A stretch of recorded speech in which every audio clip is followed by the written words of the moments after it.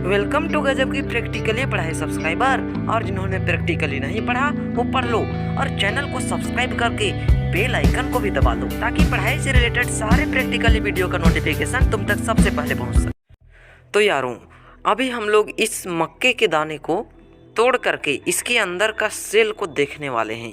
भाई आज कुछ एक्सपेरिमेंट करेंगे, एक सेल को देखेंगे इस माइक्रोस्कोप के नीचे रख करके कि ये सेल कैसा दिखाई देता है। भाई तुम्हें भी दिखाऊंगा, टेंशन मत लो, तुम्हें भी दिखाऊंगा। एक एनिमल सेल को भी देखेंगे, एक प्लांट सेल को भी देखेंगे भाई। लेकिन उससे पहले हमें कुछ जान लेना होगा। यदि तुम सेल को देखोगे ना तो उसमें सेल मेम्ब्रेन मिलेगा, सेल वॉल मिलेगा, न्यूक्लियर मेम्ब्रेन मिलेगा। इसलिए हमें सबसे पहले टाइप्स ऑफ मेम्ब्रेन के बारे में जान लेना होगा, उसके बाद सेल को तोड़ ताड़ के देखना होगा। तो भाई चलो जल्दी से सेल मेम्ब्रेन के टाइप को देखते हैं। नहीं, सेल मेम्ब्रेन नहीं, मेम्ब्रेन के टाइप को देखते हैं कि कितने टाइप्स के मेम्ब्रेन होते हैं, है ना। उसके बाद सेल को तोड़ ताड़ के फिर देखेंगे। चलो स्टार्ट करते हैं। तो टोटल 3 टाइप के मेम्ब्रेन होते हैं। सबसे पहला टाइप का नाम है फुल्ली परमिएबल मेम्ब्रेन। यार मेम्ब्रेन मतलब जानते हो ना? हाँ, कोई भी सेल के ऊपर का जो आउटर कवरिंग होता है उसे मेम्ब्रेन कहते हैं। भाई फुल्ली परमिएबल मेम्ब्रेन अलग किस्म का मेम्ब्रेन है। ये मेम्ब्रेन सबको फ्री कर देता है। मतलब यार देखो, मान लो ये फुल्ली परमिएबल मेम्ब्रेन है, मतलब सेल के ऊपर का कवरिंग है। तो भाई ये मेम्ब्रेन के अंदर कोई भी सोल्यूट, कोई भी सोल्वेंट जा सकता है और आ भी सकता है। सोल्वेंट का एग्जांपल वाटर ले लो और सोल्यूट का एग्जांपल न्यूट्रिएंट्स ले लो। हाँ, तो भाई ये ऐसा सेल के ऊपर का कवरिंग है ना जो वाटर को आने जाने के लिए परमिशन देता है और न्यूट्रिएंट्स को भी आने जाने के लिए परमिशन दे देता है। सोल्यूट में कुछ भी ले सकते हो, न्यूट्रिएंट्स हो गया, राइबोसोम हो गया, ये सब बोलता है कि हाँ कोई भी आ सकता है, सब फ्री है। अब दूसरा टाइप के मेम्ब्रेन का नाम है सेमी परमिएबल मेम्ब्रेन। ये थोड़ा स्ट्रिक्ट है भाई। ये फुल्ली परमिएबल जैसा थोड़े ना सबको फ्री छूट दे देगा, हाँ कोई भी आ जाओ। नहीं नहीं नहीं, इसके सामने एक महारथी खड़ा रहता है जो कि देखता है कि ये सोल्यूट है या फिर सोल्वेंट है। सोल्वेंट है तो चुपचाप आने देता है, लेकिन सोल्यूट रहता है तो मार के भगा देता है। मतलब सोल्यूट के लिए दरवाज़ा खुला रखता ही नहीं है, ये सिर्फ सोल्वेंट पार्टिकल्स को अलाउ करता है। भाई इसका एग्जांपल में सेल मेम्ब्रेन को देख लो। सेल मेम्ब्रेन में सिर्फ सोल्वेंट पार्टिकल्स ही आ जा सकते हैं। फुल्ली परमिएबल का एग्जांपल में सेल वॉल ऑफ प्लांट। भाई प्लांट का सेल वॉल जो है ना, वो कोई भी आए कोई भी जाए उसको कोई मतलब नहीं होता। कोई भी आ जाता है सोल्यूट या फिर सोल्वेंट और चला भी जाता है, उसे कोई मतलब नहीं। थर्ड टाइप के मेम्ब्रेन का नाम है इम्परमिएबल मेम्ब्रेन। ये ना सोल्वेंट को अलाउ करता है ना फिर सोल्यूट को अलाउ करता है। ये बोलता है कि मेरे अंदर कोई नहीं आ सकता। सोल्वेंट को भी अलाउ नहीं है। भाई ये तो बहुत ज़्यादा स्ट्रिक्ट निकल गया। इतना ज़्यादा स्ट्रिक्ट होना भी नहीं चाहिए। यार इसका मैं एग्जांपल लिविंग सेल से तो नहीं दे सकता, क्योंकि मेरे नज़र में अभी तक कोई भी इम्परमिएबल मेम्ब्रेन नहीं है। तुम्हें कोई एग्जांपल दिखता है तो कमेंट सेक्शन में बताना। अधिकतर मेम्ब्रेन तो सेमी परमिएबल मेम्ब्रेन ही होते हैं। और तो इसका एग्जांपल में आई थिंक ग्लास लिख दो, प्लास्टिक लिख दो, चलेगा। वैसे ये तो प्लांट सेल, एनिमल सेल के टाइप नहीं है, फिर भी तुम्हें समझाने के लिए मैं बता दिया। जैसे कि ग्लास से, प्लास्टिक से ना सोल्वेंट पार हो सकता है ना फिर सोल्यूट पार हो सकता है। तो भाई अब समय आ गया है ये सेल को टुकड़ा टुकड़ा करके इसका एक एक अंग को देखने का। यार इसे टुकड़ा नहीं हो रहा, इधर उधर भाग जा रहा है।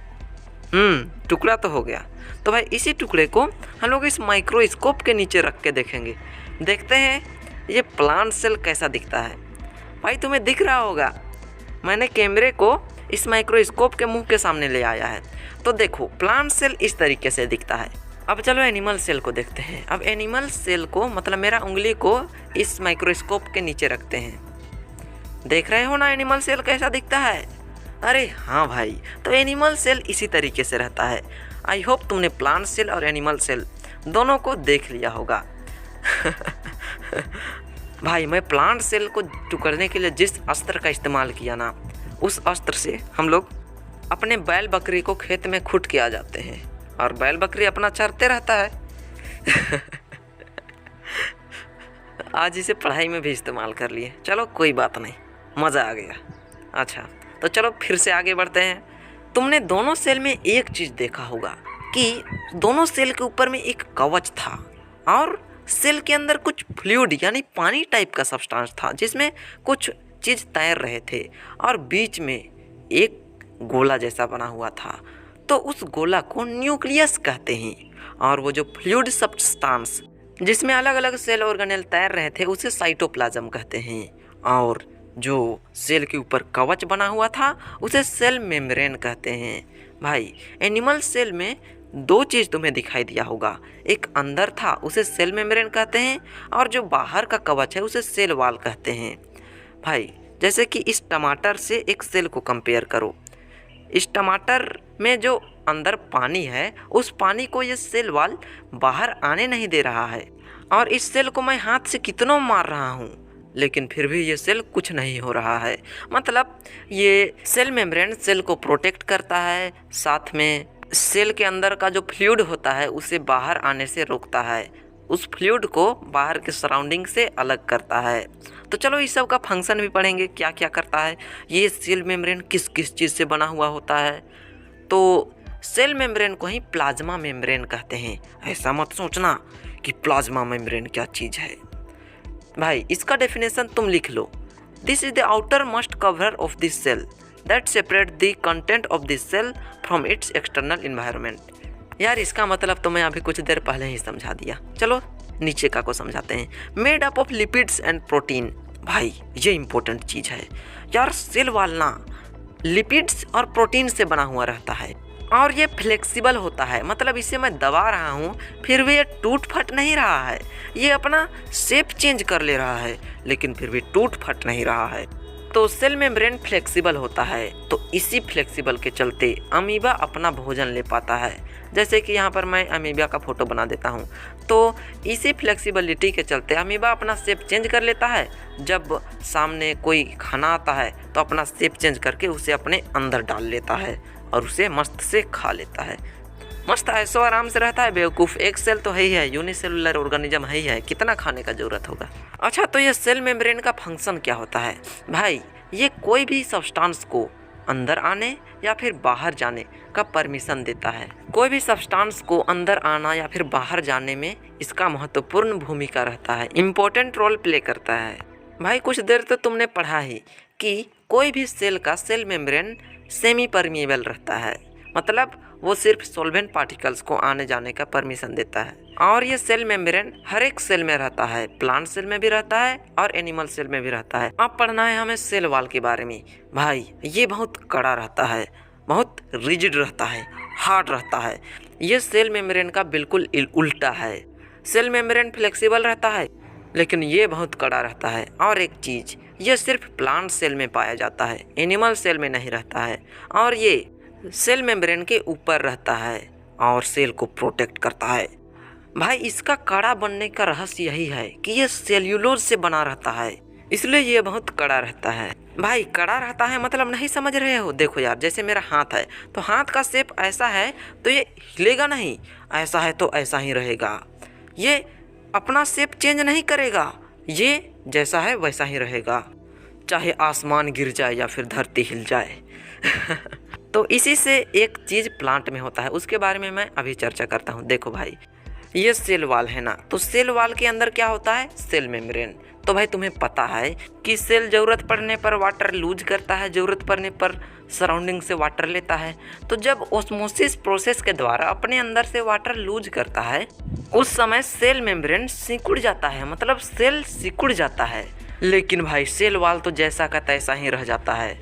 तो भाई जब सेल अपने अंदर से वाटर लूज करता है और सिकुड़ जाता है लेकिन सेल वॉल सिकुड़ता नहीं है, तो इस फिनोमेनन को प्लाज्मोलाइसिस कहते हैं। याद रखना, ये तुम्हारे एग्जाम पॉइंट ऑफ व्यू से इम्पोर्टेंट है, हो सके तो एक नंबरी क्वेश्चन में भी आ सकता है भाई। आप तो समझ चुके हो प्लाज्मोलाइसिस किसे कहते हैं। तो चलो थोड़ा और आगे बढ़ते हैं। भाई सेल वॉल फुल्ली परमिएबल रहता है, मतलब कोई भी इसके अंदर जाए या फिर कोई भी इसके अंदर से बाहर आए, कोई रोक टोक नहीं, जो करना है करो। भाई सेल वॉल का काम प्लांट का प्रोटेक्शन ही होता है। तो चलो अब आगे बढ़ते हैं। अब पढ़ना है न्यूक्लियस के बारे में। यार जब तुम प्लांट सेल या फिर एनिमल सेल को देख रहे थे तो उस समय बीच में जो छोटा सा दिख रहा था ना, तो उसे न्यूक्लियस कहते हैं। तो इसका डेफिनेशन कुछ इस तरीके से है, it is called the brain of the cell as it control all the activities of the cell. यार ये न्यूक्लियस सेल का दिमाग होता है। जैसे तुम्हारा दिमाग होता है ना, ठीक इसी तरीके से न्यूक्लियस सेल का दिमाग होता है। जैसे तुम्हारा दिमाग तुम्हारे पूरे शरीर को कंट्रोल करता है, वैसे ही न्यूक्लियस पूरे सेल के एक्टिविटीज़ को कंट्रोल करता है। भाई एक एग्जांपल देख लो। देखो यार, मान लो तुम्हारे पैर को चींटी काट रही है, तो तुम्हारा दिमाग तुम्हारे हाथ को आदेश देगा कि चींटी को हटाओ। उसके बाद तुम्हारा हाथ उस चींटी को हटाएगा।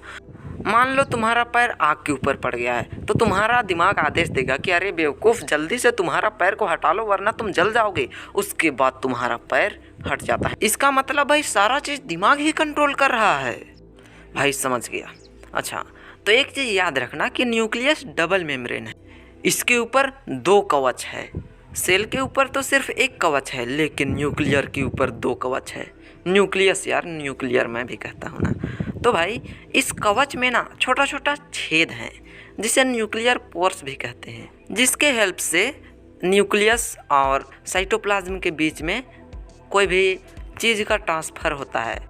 मतलब कोई भी मटेरियल को न्यूक्लियस के अंदर ले जाना है, कोई मटेरियल को न्यूक्लियस के बाहर आना है, तो ये सब काम न्यूक्लियर मेम्ब्रेन में जो छोटे छोटे छेद होते हैं इसके द्वारा होता है। ये सब काम करने के लिए ये सब होता है। यार तुम इसे देखकर बोल रहे होगे कि ये सेल है, लेकिन भाई ये सेल नहीं है, ये न्यूक्लियस है। क्या बात? अरे भाई सच बात। जैसे सेल के अंदर न्यूक्लियस होता है, इसी तरीके से न्यूक्लियस के अंदर भी एक न्यूक्लियस टाइप से होता है जिसे न्यूक्लियोलस कहते हैं। और ये सेल मेम्ब्रेन में छोटे छोटे छेद दिख रहे हैं ना, इसे न्यूक्लियर पोर्स कहते हैं। अच्छा, ये न्यूक्लियर मेम्ब्रेन और न्यूक्लियोलस के बीच में क्या चीज़ है? भाई जैसे सेल के अंदर साइटोप्लाज्म होता है ना, फ्लूइड सब्सटेंस वाटर टाइप से, ठीक इसी तरीके से न्यूक्लियस के बीच में भी न्यूक्लियोप्लाज्म है। ये क्या चीज़ है? हाँ भाई, न्यूक्लियोप्लाज्म है। स्पेलिंग ध्यान रखना, NUCLEOPLASM। भाई जैसे साइटोप्लाज्म में कुछ कुछ ऑर्गेनेल तैरते रहते हैं ना, ठीक इसी तरीके से न्यूक्लियोप्लाज्म में भी कुछ रस्सी टाइप से ऑर्गेनेल तैरते रहते हैं, जिसका नाम क्रोमेटिन मटेरियल है। क्रोमेटिन मटेरियल जिसे भी कहते भी हैं। यार ये तो एक सेल के जैसे ही है। हाँ भाई हाँ। ये क्रोमेटिन मटेरियल कंडेंस होकर के रोड लाइक स्ट्रक्चर बना लेते हैं। कब बनाते हैं? जब सेल डिवाइड होने वाला रहता है, मतलब एक सेल से 2 सेल बनने वाला रहता है, उस समय। भाई रोड मतलब जानते हो ना? तो न्यूक्लियोप्लाज्म का डेफिनेशन कुछ इस तरीके से है, देख लेना, इसे मैं समझा दिया हूँ। तो भाई बीच में जो चीज़ रहता है ना, वो गोल शेप में रहता है या फिर ओवल शेप में रहता है। इसमें कोई मेम्ब्रेन नहीं रहता है, इसका कोई कवच नहीं रहता है। और यार मेन चीज़ यही है कि यही न्यूक्लियोलस में ही राइबोसोम बनता है, इसलिए इसे राइबोसोम फैक्ट्री भी बोला जाता है। याद रखना, विच organelle is called ribosome factory, तो बोल देना न्यूक्लियोलस। स्पेलिंग याद रखना न्यूक्लियस का। भाई जैसे बासन बर्तन बनने वाला फैक्ट्री को बर्तन फैक्ट्री बोलते हैं ना, इसी तरीके से राइबोसोम बनने वाला फैक्ट्री को राइबोसोम फैक्ट्री बोलते हैं, न्यूक्लियोलस को। अब क्रोमेटिन फाइबर के बारे में थोड़ा बता देता हूँ। देखो यार, ये थ्रेड लाइक स्ट्रक्चर रहते हैं, जैसे सूता रहता है ना, उसी तरीके से रहते हैं। और ये DNA और प्रोटीन से बने होते हैं। हालांकि DNA मतलब मैं थोड़ा देर बाद समझाऊंगा। तो DNA और प्रोटीन से बने हुए होते हैं। यार जब ये सेल, एक सेल 2 सेल बनने वाला रहता है, डिवाइड होने वाला रहता है, उस समय यह क्रोमेटिन मटेरियल कंडेंस हो जाते हैं और रोड लाइक स्ट्रक्चर बना लेते हैं, जिसे क्रोमोसोम्स भी कहते हैं। ये क्रोमोसोम का मेन फंक्शन रहता है कि ये पीढ़ी दर पीढ़ी का बात याद रखना। जैसे कि कोई आदमी है, वो बहरा है, तो भाई उसका बेटा जो होगा ना, वो भी बहरा होगा, उसका बेटा का बेटा भी बहरा होगा, पीढ़ी दर पीढ़ी वही चलते आ रहा होगा, क्योंकि उनके क्रोमोसोम को याद है कि यार मेरे बाप बहरा थे तो मैं भी बहरा हूँगा। ऐसा सही गलत को नहीं देखता, बहरा है तो बहरा ही होगा, अंधा है तो अंधा ही होगा। तो ये सब इन्फॉर्मेशन यही क्रोमोसोम्स में जीन के रूप में स्टोर होता है, जीन के रूप में स्टोर रहता है। इमेजिन यार, इतना बड़ा आदमी में एक सेल कितना छोटा रहता है, उस सेल के अंदर क्रोमेटिन फाइबर रहता है। जब वो फाइबर कंडेंस होता है तो वही क्रोमोसोम बनता है।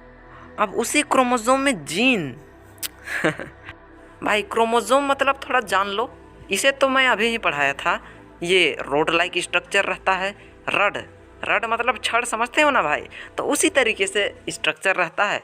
यह स्ट्रक्चर क्रोमेटिन फाइबर से ही बनता है। कब बनता है? जब सेल डिवाइड होने वाला रहता है तो यही क्रोमेटिन फाइबर कंडेंस होकर रोड लाइक स्ट्रक्चर ले लेता है। तो ये जेनेटिक इन्फॉर्मेशन याद रखता है, माता पिता दर पीढ़ी का इन्फॉर्मेशन याद रखता है, जीन्स के रूप में याद रखता है। जीन क्या होता है भाई? जीन डीएनए से मिलकर बना हुआ रहता है, जो कि माता पिता के गुण को याद रखता है और उसी हिसाब से बच्चा का गुण भी होता है। उसी हिसाब से बच्चा का भी शरीर तैयार होता है। उसी हिसाब से यदि माँ बाप बहरा होंगे तो बच्चा भी बहरा होगा, अंधा होंगे तो अंधा होगा, इसी तरीके से। भाई इसके बारे में हायर क्लासेस में और पढ़ोगे, अभी बस इतना ही जानो। भाई मैं इतना ही बोल दिया तो इतना ही। तो चलो मिलते हैं नेक्स्ट पार्ट में, आज के लिए तो बस इतना ही। चलो बाय। चैनल पे नए हो तो सब्सक्राइब कर देना यार, वीडियो पे एक लाइक ठोक देना और एक अच्छा सा कमेंट कर देना। चलो बाय।